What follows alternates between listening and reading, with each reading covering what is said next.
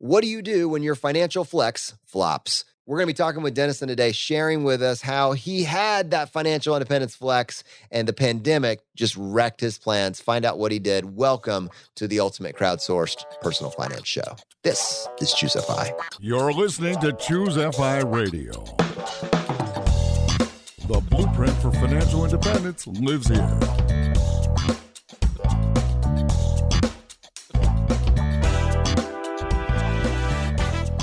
If you're looking to unlock the secrets to financial independence and early retirement, you're in the right place.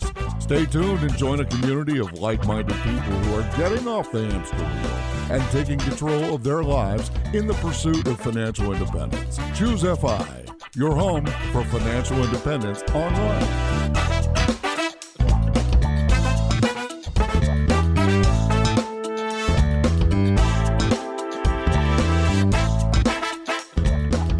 All right, guys, today we're talking with Dennison, and he has an absolutely incredible story here, and we're going to really just dive straight into the weeds on this, but we're going to get a chance to explore how to unlock that flexibility, how to replace fear with flexibility, and how to focus on that aggregation of marginal gains and see what the world unlocks. And with that, Dennison, give us a little sense for how does your money story really begin here? I mean, it's kind of counterintuitive, right? Most people are just trying to get into a career and you're already thinking about, how do I build my life?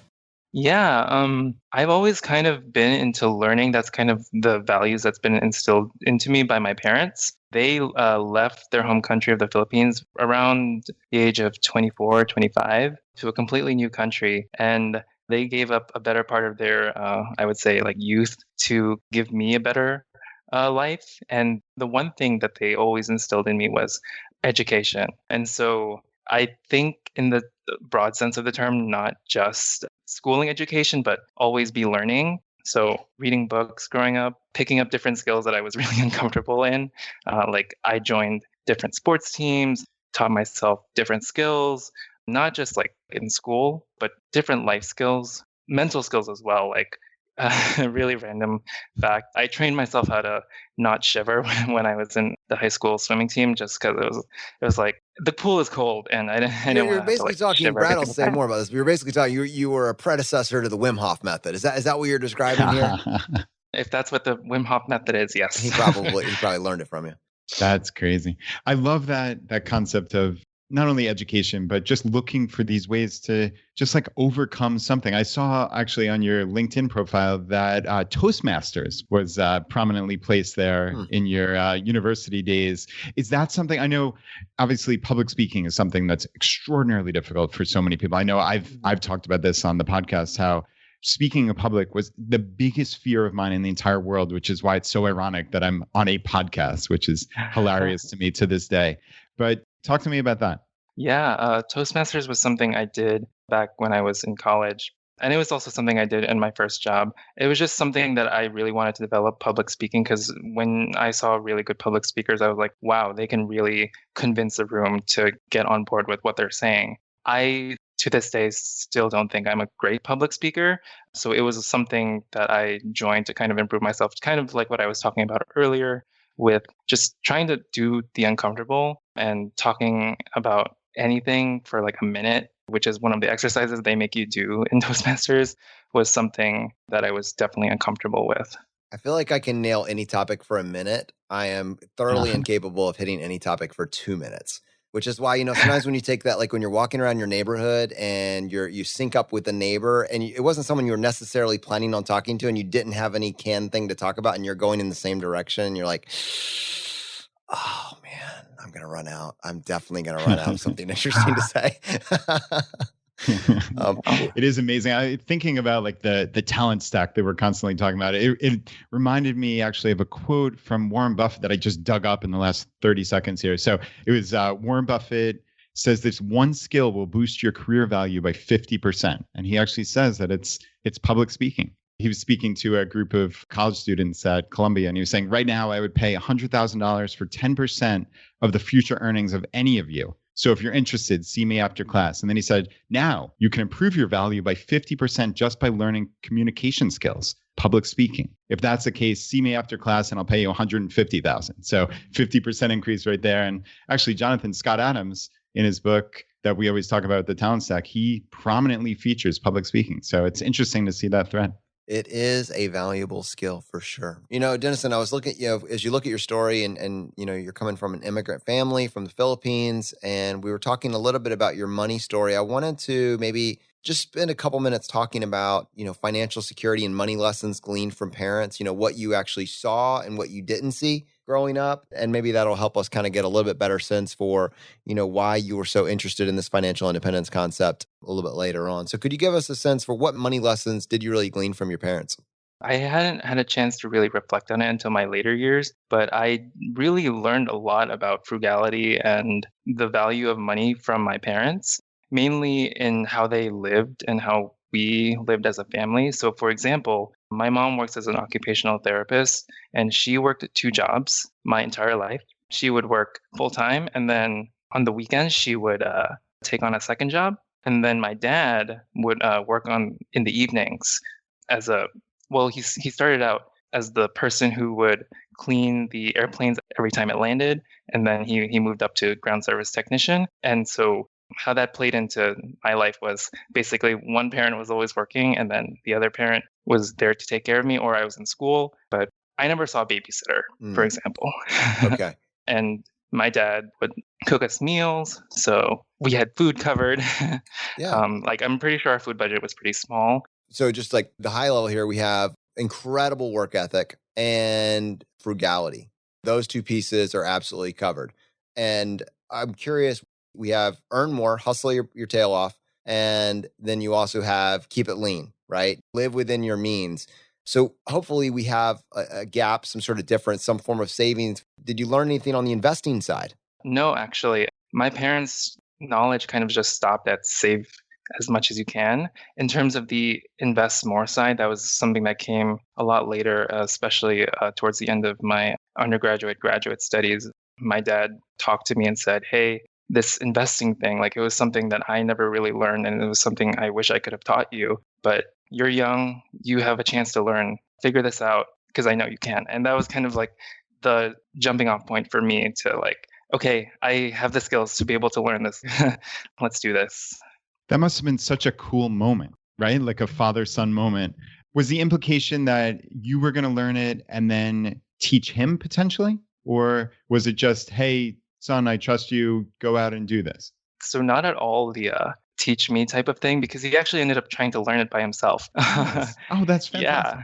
Very cool. Cool. And so he'll check in on me every now and then and be like, hey, have you figured out more about investing? And in my mind, I'll be like, I'm just following the simple path to wealth. And hang on. We definitely skipped a huge step there. And I'm really curious, he says, hey, son, I've given you everything that I can. I've set you up for success. I've put the emphasis on industry and education and frugality. You've got these tools, but now you're going to have to figure out this next bit because I never had time. And I know it's important. So go figure it out. So you're going to college, and there's probably some lessons that we should look there in terms of, how you approach that. But I'm genuinely curious, when you went out and you explored, how did you land on the simple path to wealth? Walk me through that kind of learning curve, because there are so many options for getting started and there's so many bad ones. Yeah, well, I was pretty set because the saving more side was already dug into me. I could live out of a backpack, and I was living out of a backpack when I was in college, kind of like Brad wanting to live out of a suitcase. I already got that set. Nice reference. Thank you. Yeah. And then around 2017 was when I started looking more into this. And that's when ChooseFI, in the early days, that's when I was like, oh, this is perfect. If I didn't have ChooseFI, I don't think I would be where I am now in terms of my knowledge, financially. That is amazing. So you found us way, way, way back when we first started, right? Do you have any recollection of how you came across us when nobody had heard of us? Yeah, really. I used to actually ask people, can I interrupt you before you answer that?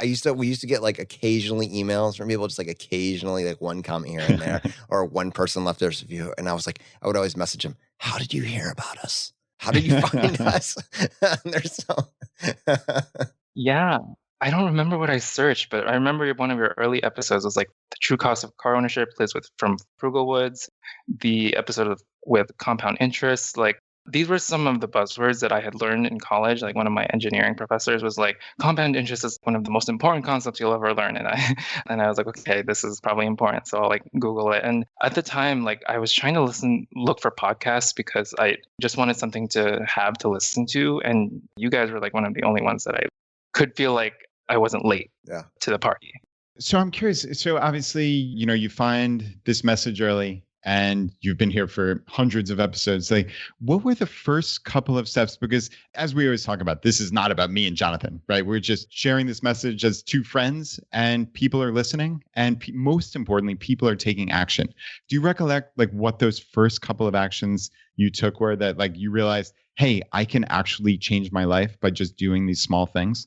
Yeah. Well, I've always been the kind of person who was like, every 1% change I make is going to make me a little bit better. I just didn't know that there was like the term for like the aggregation of marginal gains that you always say. I had always been doing things like that throughout my entire life. And so the concept of making changes will affect my life later wasn't necessarily new to me. So it was just a matter of like, oh, wow, I have this new information, like, let's get on it. And I actually think the part about getting your mind accustomed to that, the change, is a lot harder than actually doing the steps. So many people, once they get complacent, they might not necessarily find it easy to get out of whatever situation they might be, unless they're like something catastrophic happens. And at that point, it might be a little harder than if you had started earlier. As I take a look at just a few of the things that you did during college, it kind of reminds me of some of the amazing kind of tips and tricks that people from this community have generally shared, some of them on this podcast. And I was genuinely curious, like, you're an optimized guy, you're taking this, 1% approach, you're coming in with work ethic and frugality, industry, and you're looking to optimize your college experience. Could you give us a little sense for, what path you took during college, and if any of the actions that maybe people have shared on this podcast or in the community in the past inspired any of that? Yeah. So in terms of like house hacking, Ed made me think about this actually. It was my grandma actually did real estate and she house hacked in the Philippines where not only can she house my entire dad's side of the family, but she has like tenants as well. So her retirement is covered. All her children are covered in terms of like housing. And then for my family, not necessarily the having a roommate house hacking, but we did get a place that a tenant could live in. And my parents, being super frugal, they like saved up and were able to pay down the house in like 7 years. Wow. And they were really strategic. They picked a place that was like across the street from my elementary school and in the same city as one of the best schools in the USA. And they were like, you have to go here. Yeah, I don't know how they like managed to figure out with real estate, and their property value doubled over the years. So.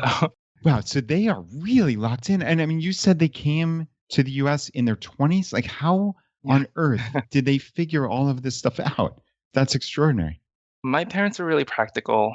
They like had my brother when I was 10 years old. They like spaced us out just so that they could handle the financial burdens that might happen, if that makes sense. They were really practical. Like the babysitting example, the food example, like cooking, we didn't eat out very much, maybe like once every 2 months, just because it's like a nice thing to do. If anything, we had more like Taco Bell and Popeyes as like our special meal. Been there. That's good stuff. Let's talk about the college hacking component, because you were able to kind of carry some of those lessons learned, my understanding is, and figure out a room and board situation at your college as well. I'd love to hear a little bit about, what you did and how that affected your cost of college and your experience.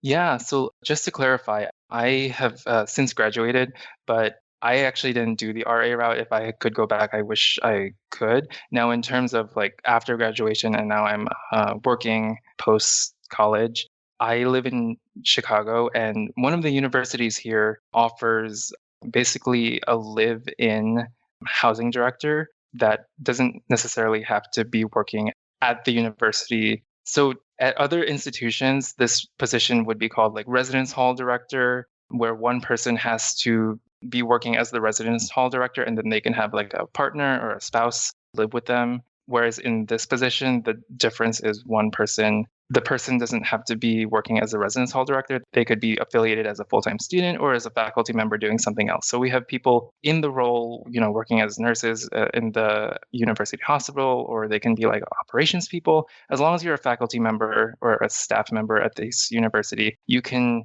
apply for this quote unquote residence hall director position equivalent. So that's like the difference from this institution than other institutions. Just to clarify, I want to clarify, this is not a college hack per se as much as a living and residence hack. Is that accurate? It's a living and residence hack, yes.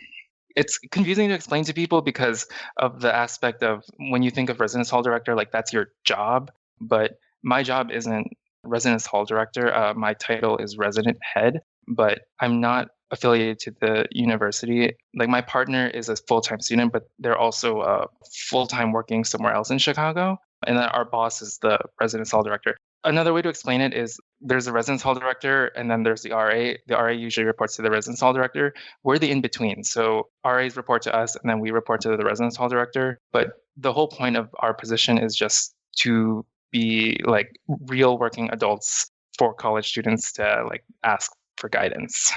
Yeah, that's really cool. And that was the part that I actually wanted to see if this is replicable, basically, for other people in the FI community. So there's RA as an undergrad, and you can be an RA. It depends on the college. Some give room and board, some give, just free housing. But, that's going to depend on the college. I think a lot of us are familiar with that. This live-in housing director, totally separate thing. I've never heard of this before, frankly. So this is awesome. I mean, you're an original member of the ChooseFI community. You know the kind of hacks that we love here. Is this something that other people theoretically could do? Is this just at this one university, to your knowledge? Like, I love that concept of having live-in adults, right? Like, that's really neat. But again, I've never heard of that before. Like, can you give some flavor on if you've heard of other schools doing this? So this school is one of the only ones that I know of so far. It might be called something else at other institutions. And if you were to go to other institutions, then the job would be residence hall director. And then you could have a partner who does something else. So in that sense, it's replicable. It's kind of like if you want something for free, you should do it for work. I'm a fitness trainer, for example. I get free gym memberships if I apply to be one of their fitness trainers, something like that. So in this example, if I want free housing, I would go to an institution that offered housing and work that as my job. Yeah, and I think I remember Liz from Frugal Woods, I believe it was Liz, talking about she wanted to do yoga, but it was extraordinarily expensive. So she was able to volunteer in some capacity and wind up getting her monthly membership for free. So that's what it reminds me of when you're talking about, the fitness and such. And I just love that, you have a master's in engineering and, you're a graduate, you obviously have a real job. And I mean, this is a way to house hack. It's brilliant. And like you said, it goes back generations. Your grandma is house hacking in the Philippines. It's remarkable to see these threads. And I love that you're constantly on the lookout for these little hacks. So yeah, this is an awesome one.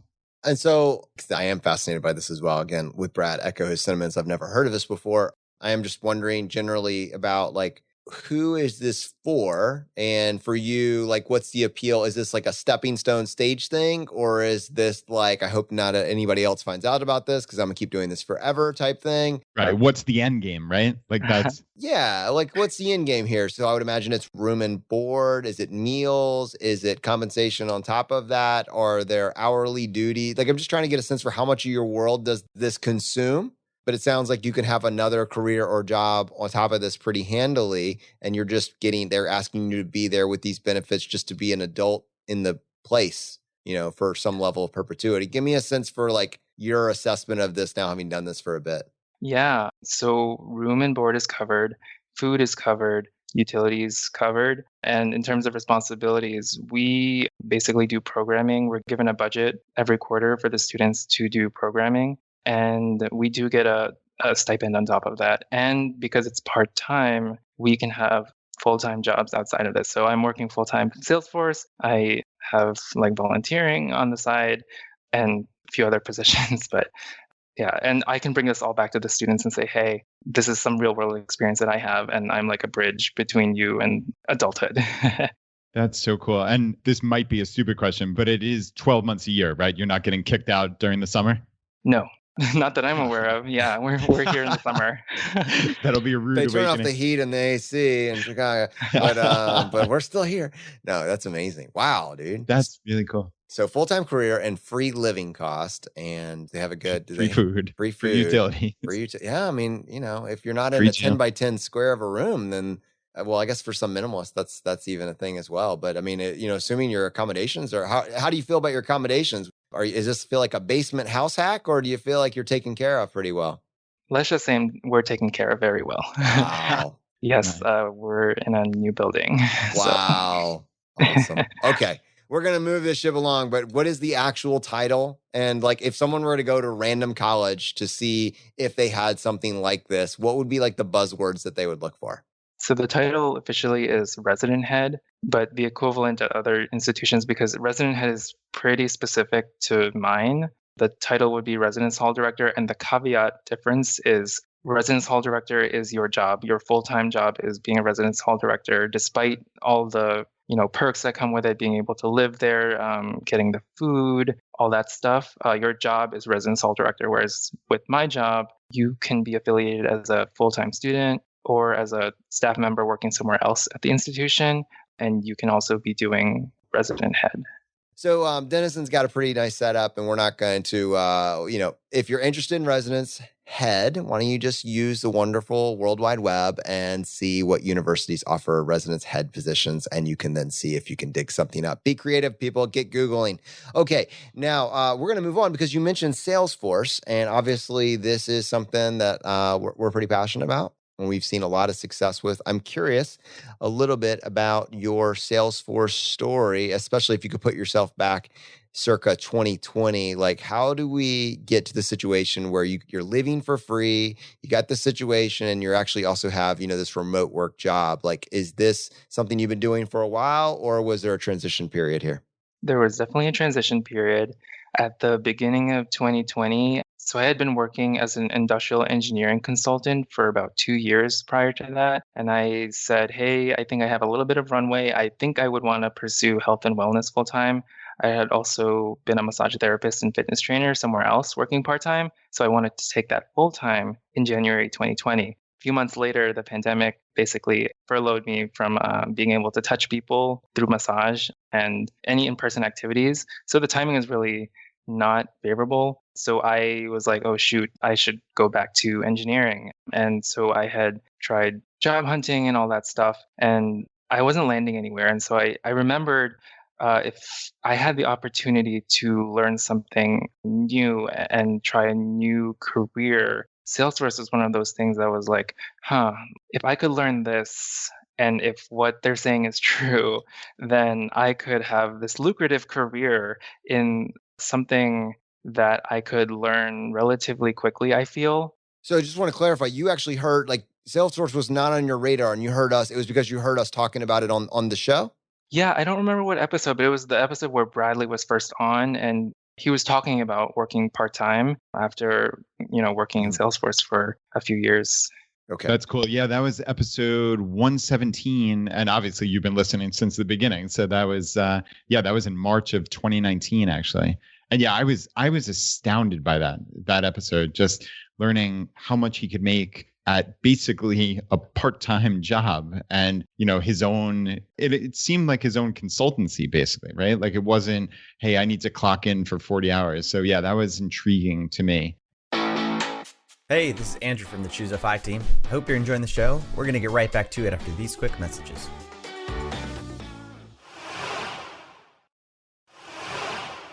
So you're on the FI path, right? You're doing all these little optimizations. You were an industrial engineer, but it sounds like you made a FI decision from a position of strength to even make that original move, right? Like, how did the FI mentality and concepts factor into that original decision? Because I think this is the cascade that leads to everything afterwards. Well, I wasn't planning on a pandemic.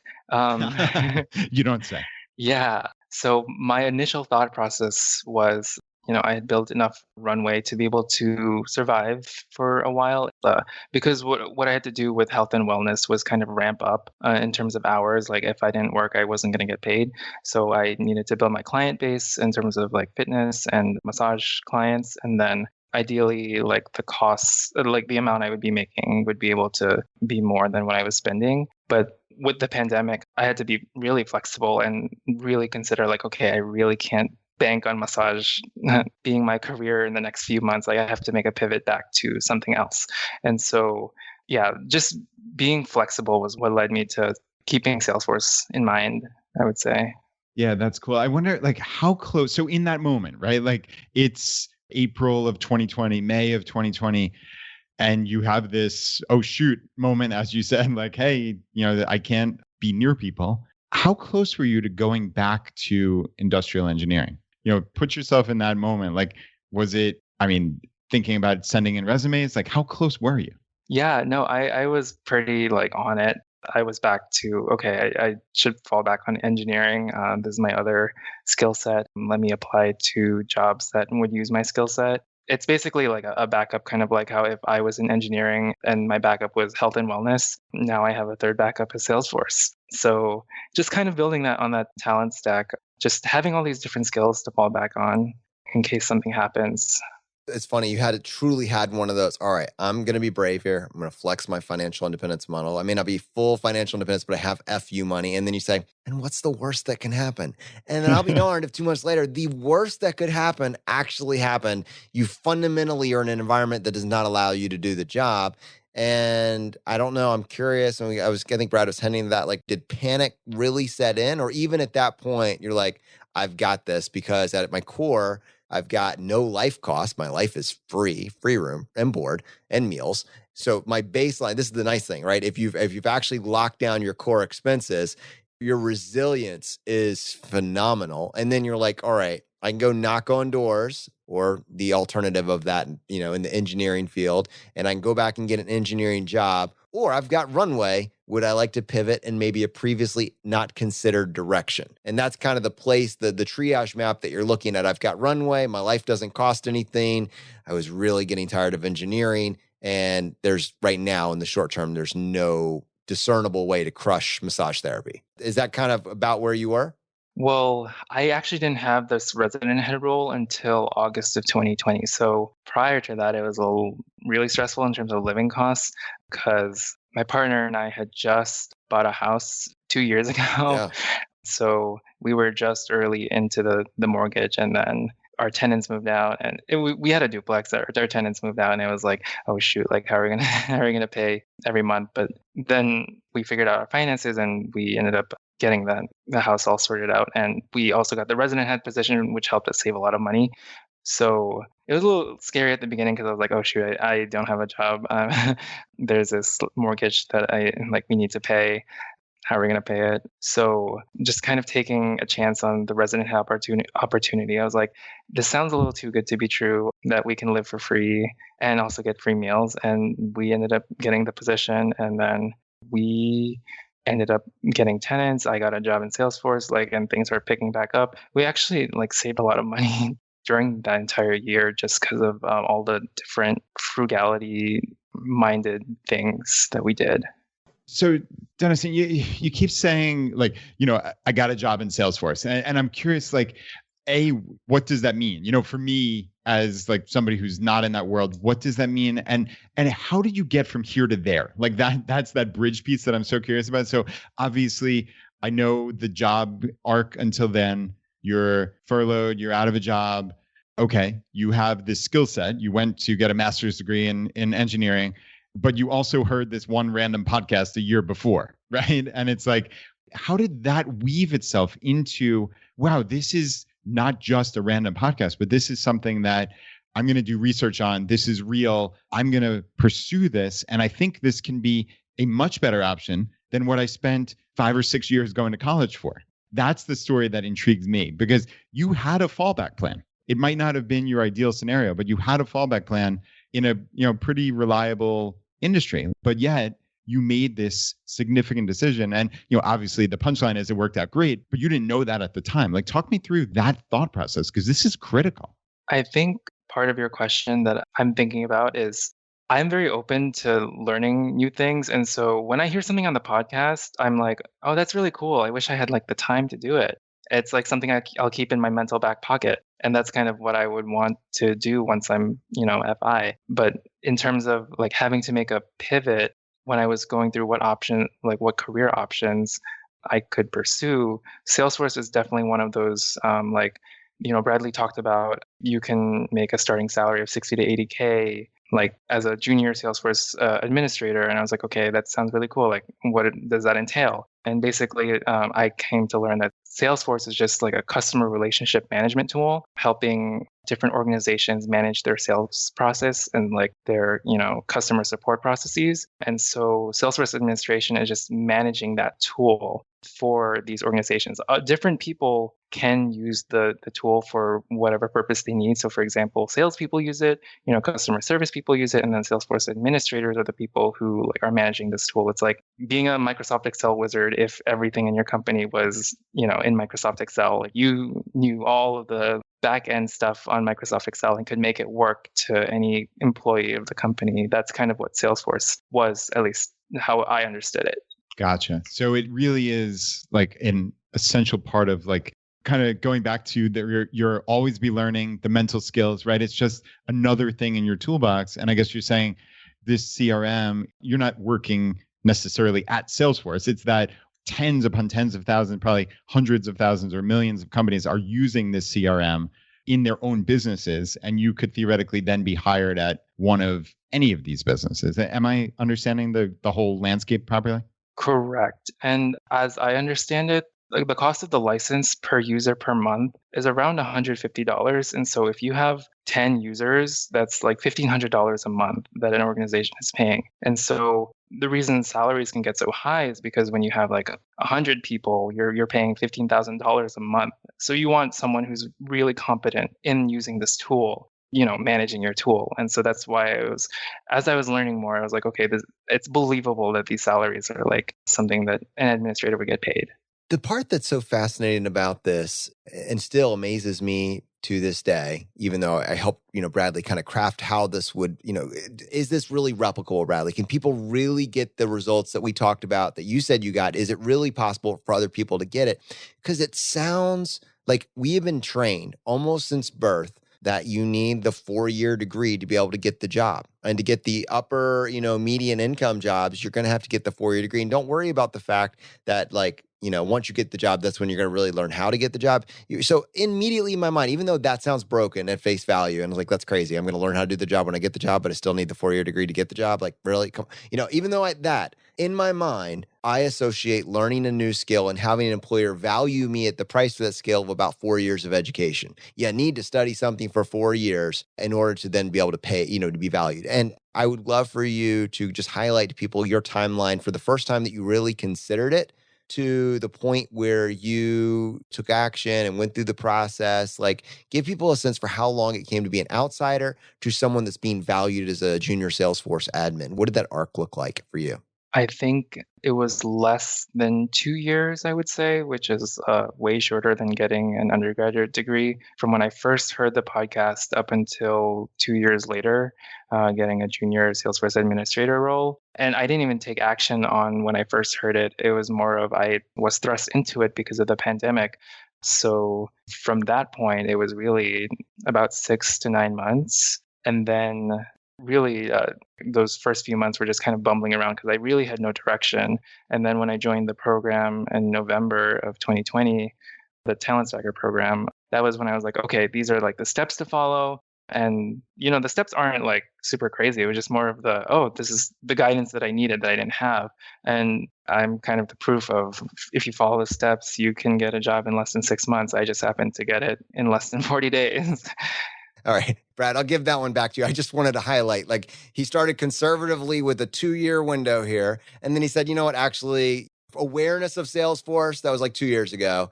I took action on it during the middle of like craziness and, and during this pivot. And so then kind of 9 months and a little, I was kind of checking it out on my own. And then I joined the program in November. And did you say 40 days? Like just to clarify here, 40 days from the time that you actually joined Bradley's program that you had a job offer? Yep. And it was within the advertised 60 to 80K starting salary. That's unreal.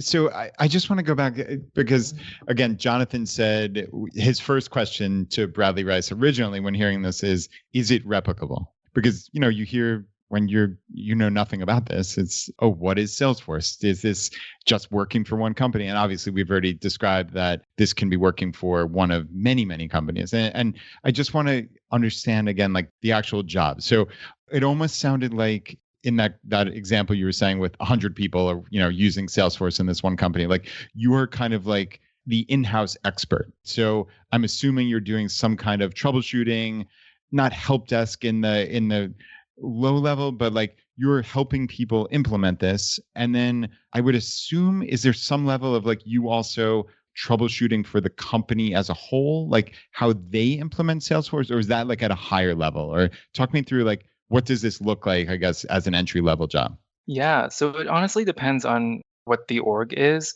So for example, for my full-time role, we are a sales company. And so we have sales processes and we also have customer service processes. And they all these processes live in Salesforce. And so my job is to make sure that their tool, Salesforce, the tool that they're using is not only running well, but also seeing how I can improve it. So Salesforce is, you can modify it to make it more specific to your team, but also improve it to automate processes. So it's saving people time and money. And Dennison, I'm really, as you start talking about those things that actually move the bottom line for your company, are you actually to now, as a person that also like watches dollars and cents at a personal level, are you also able to kind of appreciate the value more that you bring to this company? Like you're legitimately, I would imagine, helping them earn more and spend less by dialing in all of this incredible software, but only if you know how to use it, know how to get the full flex out of what it's capable of doing. Like, are you starting to see how your abilities are making this company more profitable and be able to run leaner? For sure. Yeah. With Salesforce, the value is instantaneously noticeable. In other positions, I would say the value is not as immediate. Whereas with Salesforce, I could change one little button and suddenly everyone like saves 2 hours of their day. Yeah. In my old company, I would do something. I'm like, I don't know if I moved the needle on anything. This is really important. I mean, this is why I wanted to go with this. As a pharmacist, highly compensated, I say highly compensated, I was making probably 120 to 130, kind of on that very high end. I was the most expensive widget maker in the shop. It was very expensive. I could never quantify my value. We could take a look at medications sold, I guess, per year, gross profit, but it was, it was very bleak. You were a drag on the company's, and nothing you could do, working harder, being more friendly, doing better customer service. Like none of these things you could really attribute to more than an anomaly at the end of the day. Whereas what you're doing is you can absolutely categorically point to the impact that you're having on every aspect of what the company does. And I find that fascinating as a small business owner myself. I find that an incredibly valuable thing to be able to recognize about your role in a company. Yeah, and it makes me feel good that I'll have, in a sense, job security, knowing that my org isn't the only org that uses this, but it's used all over the world, and it's something that I can do remotely, like forever, basically. Just knowing that I can deliver this value cost-wise, time-wise, to these organizations just by knowing this tool. And Bradley said, like, you can stay as a Salesforce administrator and have a career just being an administrator. If you want, you can be an administrator, Salesforce administrator for the rest of your career and become FI that way. But there are so many more options within the Salesforce ecosystem. And that's just Salesforce administration is just kind of scratching the surface. But to be able to reach FI with just the baseline is pretty neat, I would say. Yeah, that is incredible. I love how this was not even on your radar screen. And then you decided, all right, this is something I'm going to learn about. And boom. I mean, in that short a period of time, that's remarkable. Again, kind of going back to, is this replicable? And you, as an original ChooseFI listener, like, the type of hacks that we're looking for, right? That's why we're spending so much time on this, because we think that this is something that other people can listen to and say, oh, wow, I want to pivot. Or, oh, wow, this is something I could do as a bridge to FI, or maybe in a pseudo early retirement. I could work 5 or 10 hours a week, something like that. Like, it seems as if, to me at least, this gives people options. And I think that's why I like highlighting this career change so much on the podcast. I think it's something that is really genuinely valuable to our community. Dennison, I'm curious, when you really got serious about Salesforce and you started diving in, did you take the free 5-day challenge that we put together? I did. I told Bradley about it. I was like, your 5-day challenge is what kind of pushed me to explore it a little bit more. I did take the 5-day challenge. And would you, if someone else were listening to this thinking like they're kind of on the fence, what is this? Should I do research? Do you think that's, that's what Bradley was really trying to accomplish, was just if you just want to find out more, like you can just go do this yourself, here are the things that you need to know. Would you agree that that is probably the place to start for any, like as opposed to just a generic Google search, they should just start with this free 5-day challenge? I would say so. Yeah. I took the challenge back in late August, early September. And I would say it's a really good starting point. And yeah, I think, if you're really self-sufficient, you can make something out of the 5-day challenge your own. I always share it with people. Actually, I just say hey, if you want to learn a little bit more about making Salesforce a career path for you, why don't you look into this 5-day challenge and we can talk about it, because, I did it. I'm in the Salesforce ecosystem. Well, congratulations to you and all you've accomplished in such a short period of time. What does this mean? Have you ever calculated now? So you have no living cost and you've got an income that is like a freaking rocket ship. In your mind, where would you tell people, if someone in a Salesforce career, what's the range of salary that someone over a 10-year period could, if they were really gaming this thing out, that would be attainable in a Salesforce career?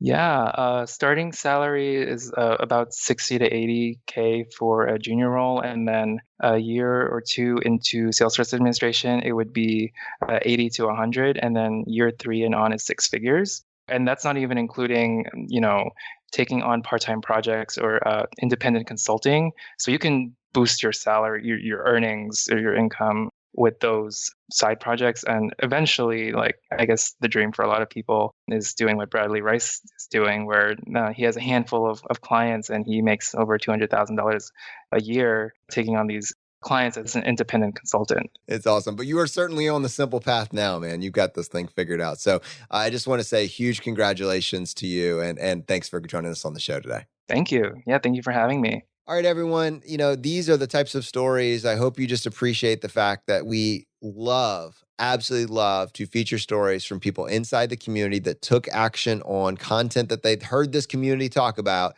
and saw their life change for the better. And maybe even it wasn't immediately straight up. They took a recommended action, life pushed back, and then they realized they'd unlocked flexibility and they pivoted in a different direction.